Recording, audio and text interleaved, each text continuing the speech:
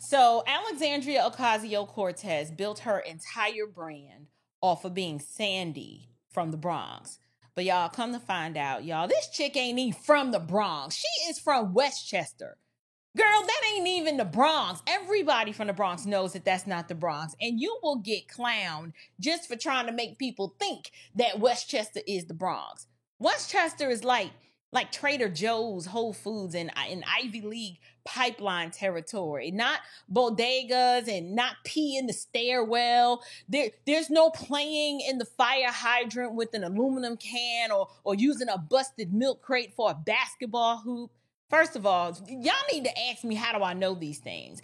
I know these things because I'm actually from the Bronx. We're about to expose this fraud for the cosplaying chameleon that she is. Let's go.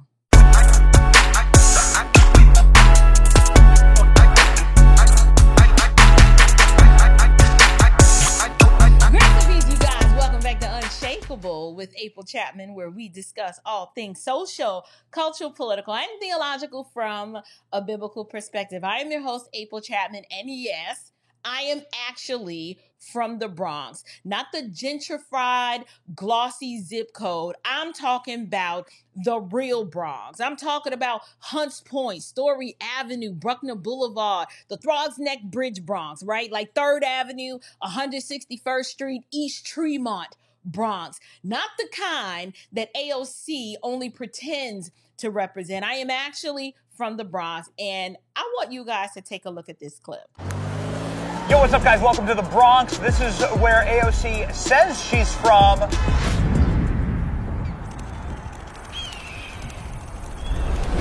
And this is where AOC is actually from. Welcome to Yorktown, the business hamlet of Yorktown Heights. There's mansions everywhere. It's beautiful, it's green, it's pristine, it's clean. And they even have a Christopher Columbus Society. I thought AOC got all those statues ripped down. Some structural racism right here in AOC's hometown. Today we're going to investigate the biggest lie in all of politics, the fraud of AOC.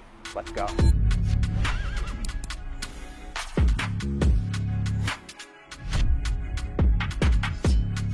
This is the Bronx. The Bronx is a gritty, working-class, hardscrabble, historic borough of New York City. AOC is a communist who represents the Bronx in Congress. She's not just a rising star in the Democrat Party, she is the Democrat Party. Clearly preparing for a 2028 run, AOC is breaking fundraising records and filling stadiums to hype her Bronx girl persona. I'm a girl from the Bronx. AOC won her seat in Congress in 2018 by attacking her establishment Democrat opponent as not being sufficiently from the Bronx.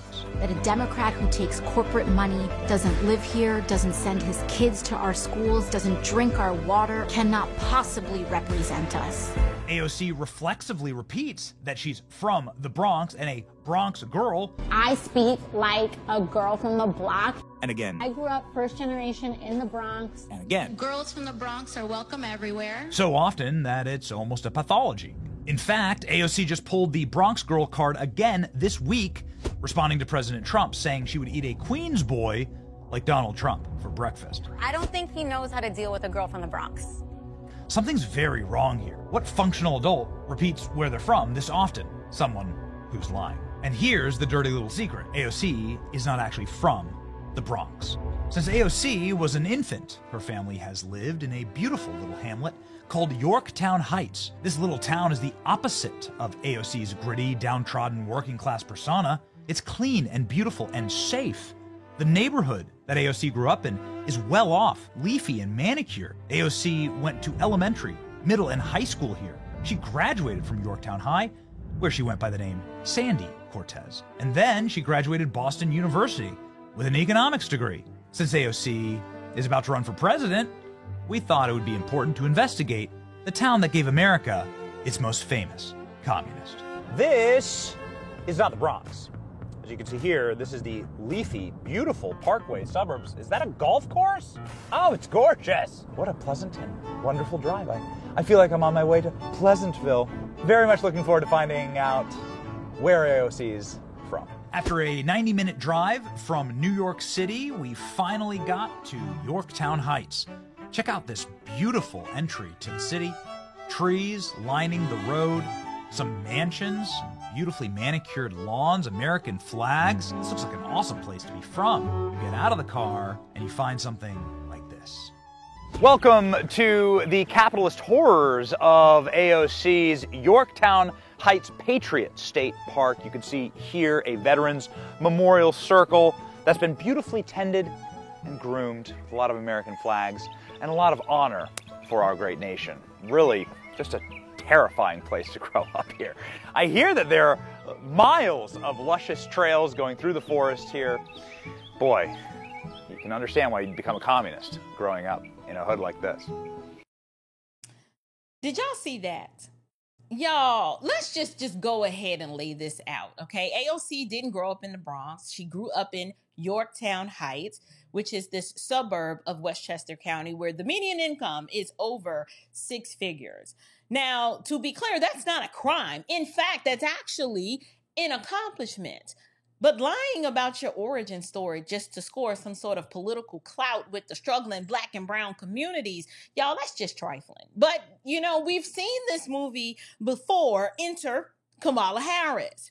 Now, contrast that with someone like me. I'm actually from the Bronx. Like, listen, I didn't used to be proud of being from the Bronx. I was born and raised there, went to elementary school there, went to junior high school there. The Lord actually rescued me by giving me an opportunity to go to boarding school for high school, but I had to come home spring break every summer and Christmas and Thanksgiving.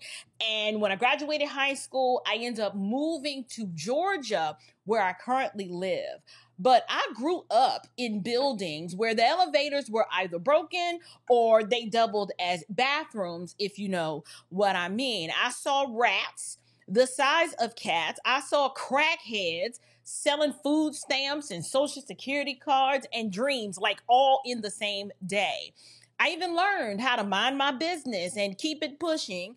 And I played in the fire hydrant, and y'all, I didn't even know that it wasn't the sprinklers. Like, I thought like that's what the sprinklers were, was the fire hydrant. I didn't know that jaywalking was against the law. Like, if you needed to cross the street, you just stepped off the curb and hoped for the best. This is how I grew up. I don't know anything about a hamlet or Yorktown Heights. I know grit and grind and bricks and bodegas and crackheads and prostitutes, because you got Hunts Point. That's also in the Bronx. But y'all, guess what? That really didn't make me better than anybody. Being from the Bronx is just a part of my origin story and who I am. Now, it did make me tough, and it built some incredible character that has actually followed me throughout my entire life. But it also means that I understand the communities that AOC claims to represent better than she ever could. But there's no reason to lie about who you are and where you are from. Do you know how AOC, you guys, got her current congressional seat? Well, I'm going to show you something. I want you to take a look at this. Representation in Congress, we can change the way we see government, change the way we see politics in this country.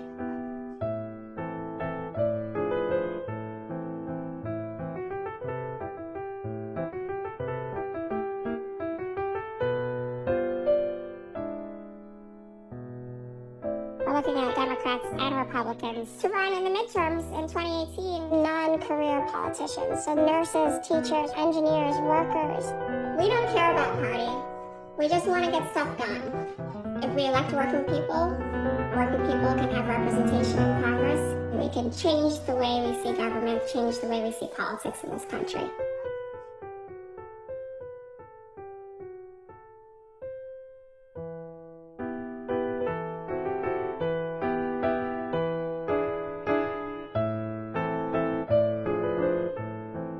So I'm so glad all of you are here. This whole thing is making me feel like there's no way that we're gonna be able to stop this snowball that's now getting rolling. It's gonna become an avalanche in a couple months.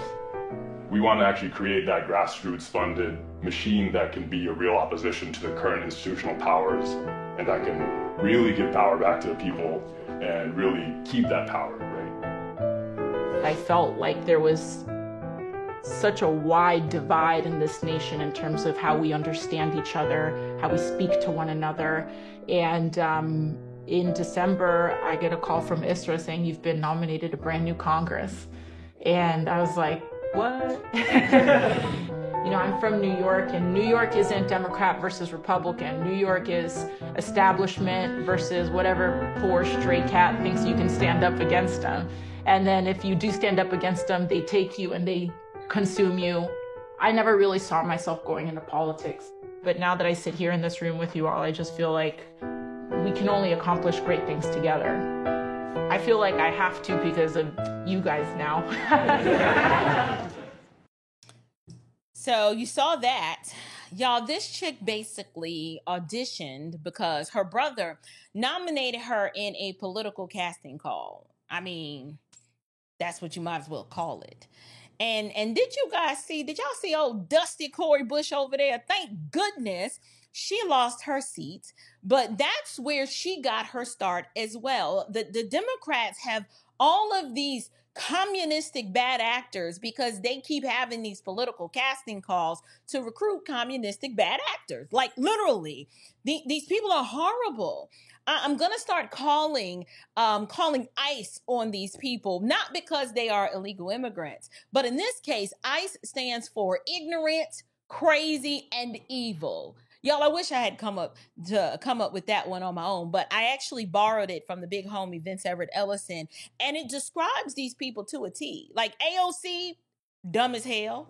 Okay, Cori Bush, dumb as hell. Jamal Bowman, he was sure enough dumb as hell. Maxine Waters, she old and dumb as hell and ugly. We just put that one out. So I can go on and on. All of these Democrats are ignorant, crazy, and evil. And y'all know I'm right. I'm not being mean. I'm just calling a spade and just putting it out there like it is. The Democrat Party, they have become the party of optics, right? Not solutions. There's no integrity here. There's no truth. It's just straight up image crafting. Like, they don't care where you're from. They care what you can pretend to be. AOC is just another cosplay character on the Democratic stage, right? They love her because she checks the diversity box and the woke activism box. But she lives nowhere near the people she claims to fight for. And I want to show you one more clip. Take a look at this one. What happened? Who hurt you? AOC, who hurt you? Maybe he was her boyfriend. Welcome to the beautiful Yorktown stage, where AOC learned to be a theater kid. Came in handy later in life, having to sell you a life of oppression, right? They got Jekyll and Hyde coming up in September, based on AOC. Nothing says true oppression like growing up next to a massive pickleball court at scale, okay? Gotta shut this place down. Rumor has it this is where AOC really found herself, really got in touch with her roots. The Mexican tequila bar in this beautiful, clean, happy, safe town. After a very pleasant afternoon in Yorktown Heights, we realized we must be missing something. Time to head over to AOC's childhood home. This is AOC's hood.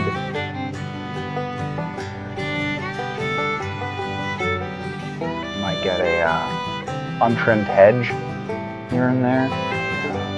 Lawn gnome might jump out at you. This is AOC's straight that she grew up on. In fact, AOC's childhood home is appraised at close to $500,000 right now. And across the street, a Trump yard sign. Trump 2024. Really? It's AOC's house. We were even able to speak with some of AOC's neighbors that remember her all the way back when she moved into the house as a little girl. Boy, did we hear some stories. What an incredible place to be from. And while we were filming our outro for this video, a man honked his horn and jumped out of his car wearing a MAGA hat. And guess what? He's a subscriber, and he knows AOC. It's beautiful here. Yeah, it's absolutely beautiful here. And AOC obviously was a resident and went to the high school that I went to as well. So for a long time, she was here for for close to 20 years. Yes, absolutely. Everyone knows that in this town. People around here like Trump? Absolutely, they do. A lot of people are quiet about it because they're afraid to lose friends. But I'm not afraid to lose friends for what's right. Absolutely. What's your message to President Trump? Oh, we love you. just keep going. Finish the job. Go for the Federal Reserve, baby. Come on. Maybe you can explain. This seems, we've been here for 2 hours. We've been walking around. Yeah. It's beautiful. It's patriotic. Yeah. There's a flag, American flags on every street. How could you become such a dirty communist growing up here? If it walks like a duck and it talks like a duck, maybe it's a duck. How's it possible? I don't know. I don't think it is. I think it's fake. I think the mainstream media paints a different story than what if you interview anyone who's on the street here, I don't think those values are present. I don't. Yeah. There's not a lot of communists here. No, absolutely not. It's fake. Yeah. Fake news. He's been saying it since 17, man. That's it. Identity politics is the foundation of left-wing coded ideology. Demanding that the world accept your identity is paramount. So why is AOC ashamed of her identity, of where she came from? And we asked, what does it mean to be two working-class women showing up to the Met? She never talks about Yorktown Heights, and I can't figure it out. Be true to yourself. Come out of the closet and embrace your white, leafy, suburban roots. Y'all, somebody explain to me, why on earth would you abandon that? Like, you heard someone from her local community. These are good people. Benny Johnson, shout out to Benny Johnson, a fellow patriot and conservative. I absolutely love his content. I think this expose just opened up my eyes to so many things. He's interviewing someone who grew up in the very community where AOC is actually from. Everybody in the town knows that AOC is actually from Yorktown. These are good people. How do you end up a Marxist-minded communist sympathizer when you're from Yorktown? Like, let's be clear, you guys. The Bronx isn't her struggle. Okay, just like Kamala Harris and Jasmine Crockett and Elizabeth Warren, y'all, this is her costume. Why do we keep running into Democrats who keep lying about who they really are? Why can't they just run candidates that can be themselves without having to create this entire narrative that no one really believes anyway? And for the record, you don't get to claim struggle just because you can pronounce bodega, right? Bodega with a Puerto Rican accent, especially if your idea of hardship is waiting too long for your oat milk latte, right? Like, if you grew up in Yorktown, you should be proud of that. Or if you grew up on 174th Street and Jerome Avenue, you should be proud of that too. Both have merit, and no one needs to lie in order to kind of gain some sort of political brownie points. But do you know who AOC and her kind remind me of? Y'all, if you think about it from a biblical perspective, the Pharisees in scripture, those were the whitewashed tombs who loved to appear clean on the outside, but on the inside, they were rotten to the core. Oh, they would talk a good game about the poor, but their real hustle was heavy taxation and oppressive rules and regulations to lord over the very people that they claimed to serve. They loved power. They loved the praise and the prestige of it all. But they didn't care anything about actual people. And Jesus, he didn't care too much for the Pharisees. And every opportunity that Jesus could find, he would tell his disciples, you see them jokers right there? Those are the ones who you really need to watch out for. That's why districts like AOC's district up in the Bronx, they never actually improve under Democrat leadership. They're not supposed to. That's the point. AOC's district, Hank Johnson's district down here in Georgia, Jasmine Crockett's district, Maxine Waters' district, all of these black districts never get any better. And the reason why they don't get better is because the Democrat Party, especially the Congressional Black Caucus, they're not interested in empowering or improving communities. They are interested in maintaining control, and they maintain control over the people. Poverty becomes their political currency. They've got this unlimited credit limit on their racist express card. They swipe at every chance that they get, and they're just they're full of fake grievances, and all they do is block actual progress. If your neighborhood gets better, then they're losing a talking point. So they've got to keep it up just the way that it is. And while they get richer and maintain more power, you are falling further and further behind, and you're stuck at the bottom of every socioeconomic category that can be measured. So they keep feeding you the activist theatrics instead of real reform. This is all you see from them. And while you're trying to find, like, especially in the Bronx, trying to find a decent grocery store that doesn't smell like expired mop water, they're sipping on Chardonnay and going on MSNBC talking panels and talking about equity. Listen, I'm really not here to pick on AOC being from Westchester, right? Like, as she would say, ain't nothing wrong with that, right? But the problem is that Democrats are always lying because they're fake. They're inauthentic. And they always have to try to pander to make up for the fakeness of who they really are. And their fake ethnicities, and they're cosplaying all the time like they're actually from the districts they represent. They're not. I'm here to expose a pattern. There's nothing wrong with your family working hard and being able to move you out of the hood into a community like Yorktown Heights. Like, there's nothing wrong with that. That's the whole point. The fact that her family was able to afford to live in Yorktown, that is a good thing. But to a Democrat, they have to put up a facade and present something else because actual progress is too much like right. So Democrats, they'll routinely install these representatives who look the part or who can at least fake talk the part, right? But they'll even tweet and hashtag like they know the part, but they have no real connection to the lived experiences of the people that they serve, because all they want to do is exploit people.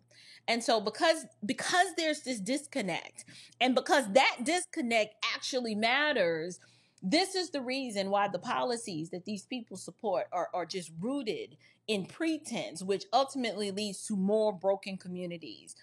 Listen, you can't fix a neighborhood you've never really known. You can't even represent a people that you only visit for photo ops. I can wholeheartedly, as a child born and raised in the Bronx, I can wholeheartedly support school choice because I actually know what it's like to have the assistant principal of your school tell you that you can't leave the school district and that you have to stay in the failing school, because if you leave, it's going to affect the numbers, which affects their funding. That actually happened. That's actually a part of my story. My mother had to fight tooth and nail to get me out of that school district to go to a charter school in a completely separate borough just so I could have an opportunity to thrive. My local school in District 8 up in the Bronx, they didn't care about me. I was just a number to them. So if that meant that a little poor Black girl from the Bronx had to stay in a bad school district and fight a bunch of underachieving ghetto chicks every day, or miss out on an opportunity to do better and to be better, well, the hell with it. They didn't care. AOC hasn't a clue what life is really like in the Bronx. You can't build a movement on fake tears and filtered Instagram lives. I've lived that life. And since I've lived that life, I know that those people want better, but this is the representation that they get. You get AOCs, right?